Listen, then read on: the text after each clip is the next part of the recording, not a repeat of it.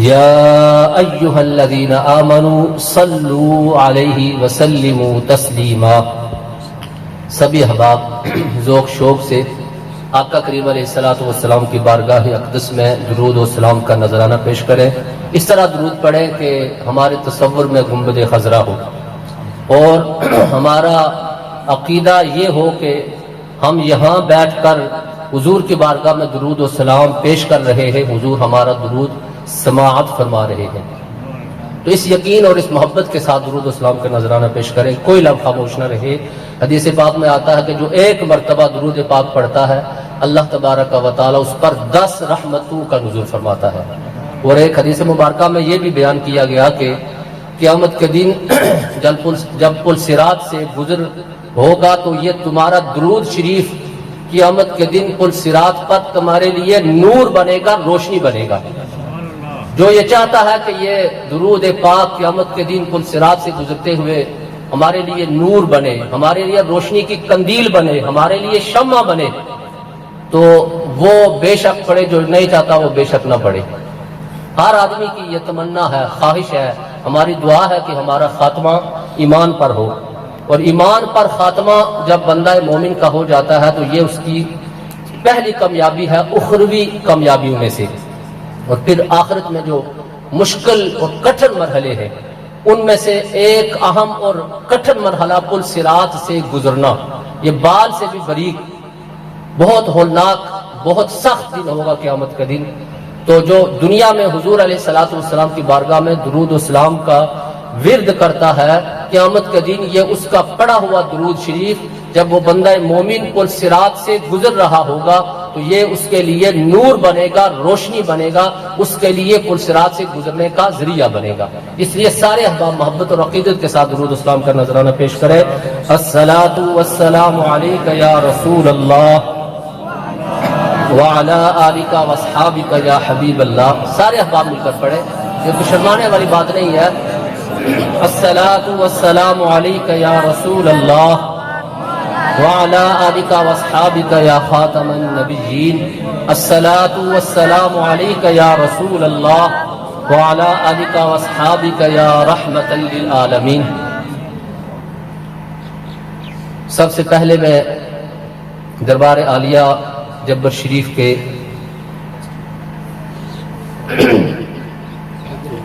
جو بزرگ ہیں، خصوصاً حضرت میاں ریاض عالم صاحب، آفتاب عالم صاحب، ارشاد عالم صاحب اور دیگر ان کے خانوادے سے تعلق رکھنے والے سبھی احباب کو میں مبارکباد پیش کرتا ہوں کہ انہوں نے اپنے بزرگوں کی یاد کو آج تک زندہ رکھا ہوا ہے۔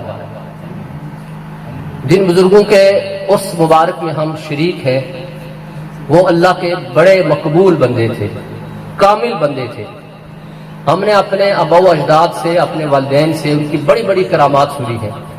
میری والدہ محترمہ ان کا بچپن ادھر ہی گزرا ہے، تو اکثر وہ پرانے جو بزرگ ہیں، مائی صاحبات ہیں، جو بزرگ ہیں، ان کے قصے، ان کی کہانیاں وہ مجھے سناتی رہتی ہیں۔ تو وہ کرامات، ان کے وہ پرانے قصے، ان کی باتیں سن کر بندہ مومن کا ایمان تازہ ہوتا ہے۔ لیکن آج ہمارا المیہ یہ ہے کہ جس بھی محفل میں جائیں لوگ ایک دوسرے سے فون کر کے پوچھتے ہیں جی پہلے پکا کیا ہوا ہے، دعا کس وقت ہوگی۔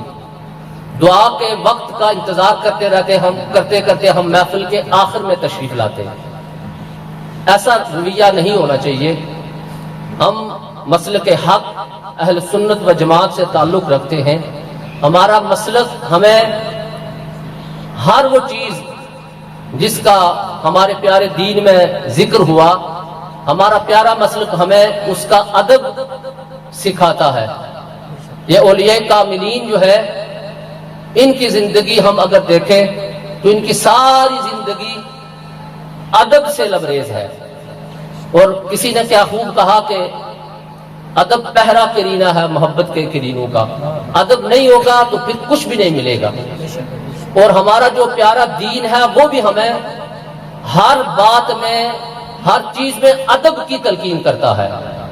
تو محفل پاک میں جب ہم آئیں تو با ادب بیٹھیں، اس تصور اور اس نیت کے ساتھ آئیں کہ جن بزرگوں کے عرس مبارک میں ہم شریک ہو رہے ہیں ان کا فیض ہمیں ملے. جب تک ہمیں ان کا فیض نہیں ملے گا، جب ہم ان کی طرف متوجہ ہی نہیں ہوں گے تو ہمیں فیض نہیں مل سکے گا. یہ بڑے فیض والے بزرگ ہیں، ان کا فیض صبح قیامت تک انشاءاللہ جاری اور ساری رہے گا.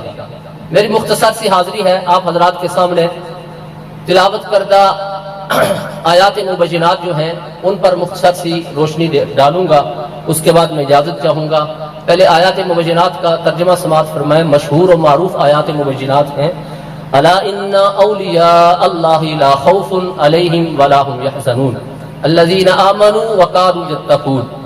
خبردار، بے شک جو اللہ کے دوست ہیں، اللہ کے مقرب ہیں، ان پر نہ کوئی خوف ہے نہ ہی وہ غمگین ہوں گے. اور اگلی آیت کریمہ میں ارشاد فرمایا کہ ہے کون اولیاء اللہ؟ الذین آمنوا وكانوا يتقون. یہ کہ وہ ایمان والے ہیں اور تقوی اور پرہیزگاری کا پیکر ہیں. تو اس آیت کریمہ میں، ان آیات مبینات میں اللہ تبارک و تعالی نے پہلے حصے میں اپنے مقبول بندوں کا، اپنے دوستوں کا تعارف کروایا.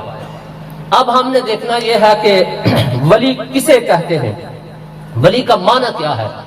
تو اہل لغت نے لکھا کہ ولی کا معنی محب بھی ہے، ولی کا معنی دوست بھی ہے، ولی کا معنی صدیق بھی ہے، ولی کا معنی نصیر بھی ہے، ولی کا معنی غالب بھی ہے، ولی کا معنی قریب بھی ہے، ولی کا معنی ناصر بھی ہے، اور ولی کا معنی مالک، متصرف، مدبر، مقتدر. یہ سارے ولی کے معنی ہیں. اب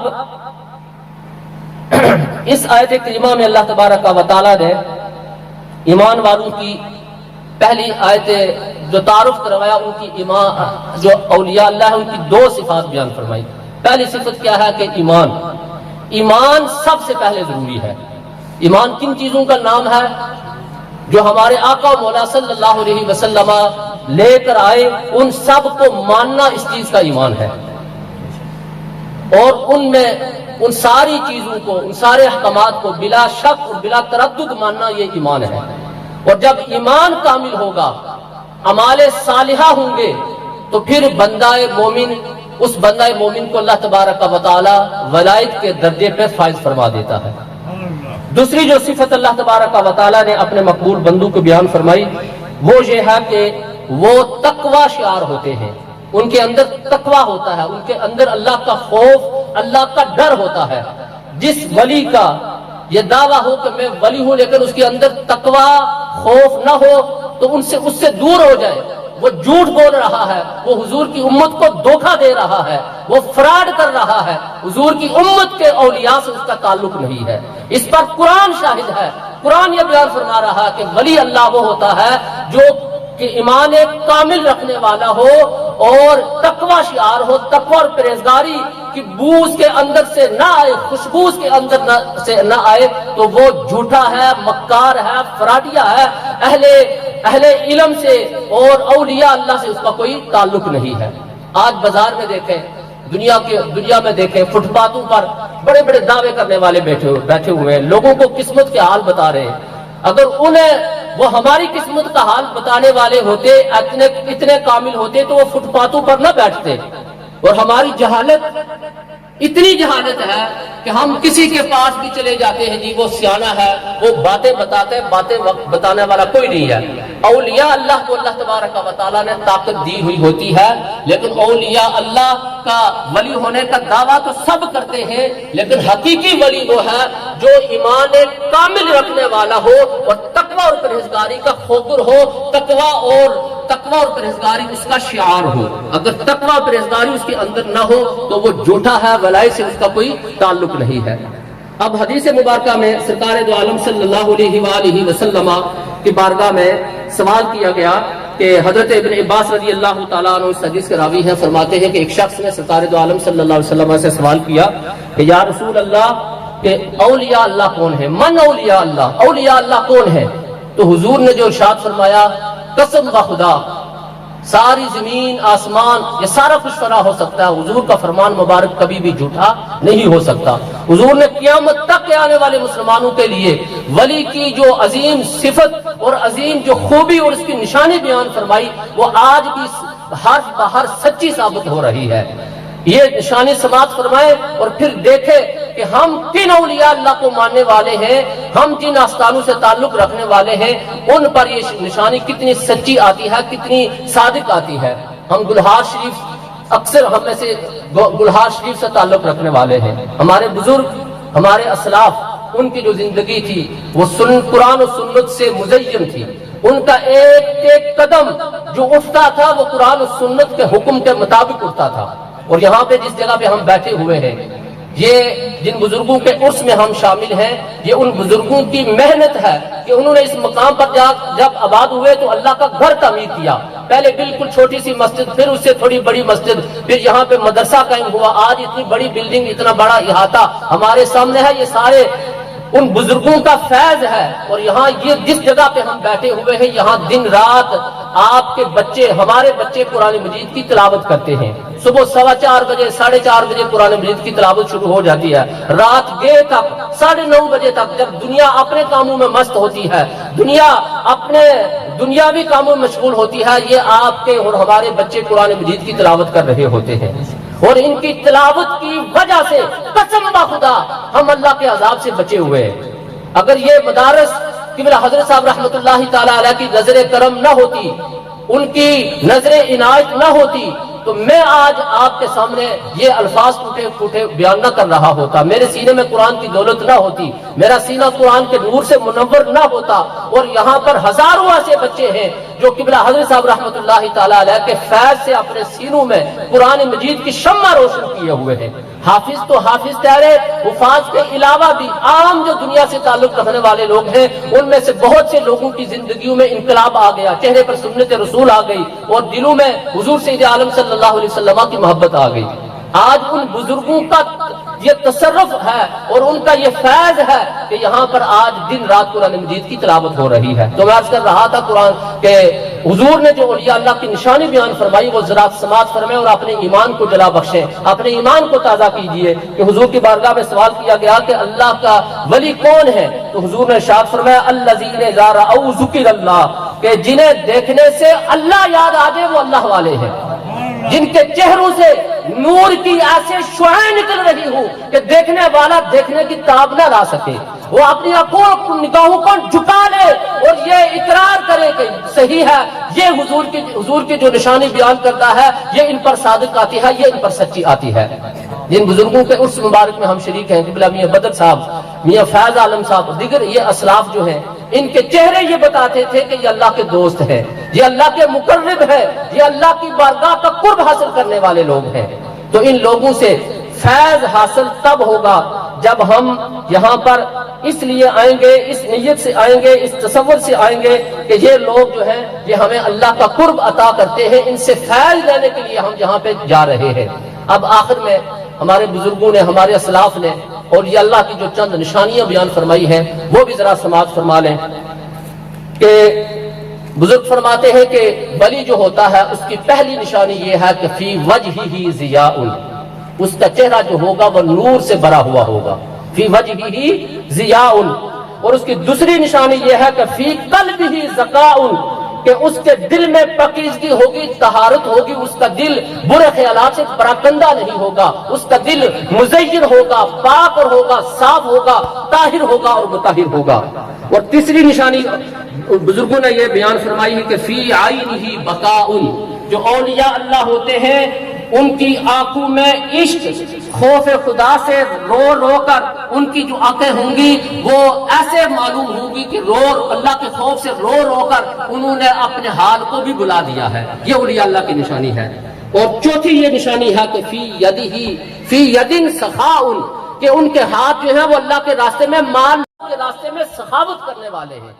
جتنے بھی اولیاء اللہ گزرے ہیں آپ ان کی زندگی کا مطالعہ کریں، ان کے ہاتھوں میں اتنی سخاوت ہوتی ہے کہ وہ اگر صبح ان کے پاس کوئی کروڑ روپیہ رکھ کے جائے، شام تک ان کے پاس کروڑ روپیہ نہیں ہوگا، وہ سارے کا سارا خلق خدا میں تقسیم کر دیں گے۔ یہ اولیاء اللہ کی صفات میں سے، خوبیوں میں سے ایک، نشانیوں میں سے ایک نشانی ہے۔ اور ان کی آخری نشانی یہ ہے کہ فی نطقہ شفاء، کہ ولی اللہ جب کلام کرتا ہے تو اس کی کلام میں بھی شفا ہوتی ہے۔ اس کو سن کر، اس کے کلام کو سن کر جو مضطرب دل ہے وہ بھی سکون حاصل کرنے والا ہو جاتا ہے۔ تو یہ اولیاء اللہ کی صفات ہیں۔ ان نشانیوں والا جہاں بھی ملے اس کے قدموں سے لپٹ جائیں، اس کے دامن سے وابستہ ہو جائے، دنیا بھی بہتر ہو جائے گی، آخرت بھی بہتر ہو جائے گی۔ اور آج اس فتنے کے دور میں جہاں پر کوئی انجینئر بن کر دین کی تبلیغ کر رہا ہے، کوئی کیا بن کر دین کی تبلیغ کر رہا ہے، ان سارے لوگوں کا مقصد یہ ہے کہ حضور کی امت سے، حضور کی امت کو، حضور کی امت کے جو اولیاء ہیں ان کی محبت ان کے دلوں سے نکال دی جائے۔ ان سارے فکروں کا اصل مقصد یہ ہے، اور اصل مقصد ان کا یہ بھی ہے کہ حضور کی امت کو حضور کے مقام اور مرتبے سے دور کر دیا جائے، اور حضور کی امت کے دلوں میں جو حضور کی ذات اقدس پر، حضور کی عزت ناموس پر، حضور کی ختم نبوت پر جو مر مٹنے کا جذبہ ہے اس کو ختم کر دیا جائے۔ ان سارے فکروں کا اصل مقصد یہی ہے۔ تو اپنے ایمان کو بچائیں، اولیاء اللہ سے محبت کریں، اولیاء اللہ کے دامن سے وابستہ ہو جائیں، اولیاء اللہ کے ہاتھوں میں اپنا ہاتھ دے دیں، اولیاء اللہ کے آستانوں پر حاضری دیا کریں۔ یہ ہماری حاضری ہمیں دین، دنیا، آخرت کی ساری بھلائیاں عطا فرما دے گی۔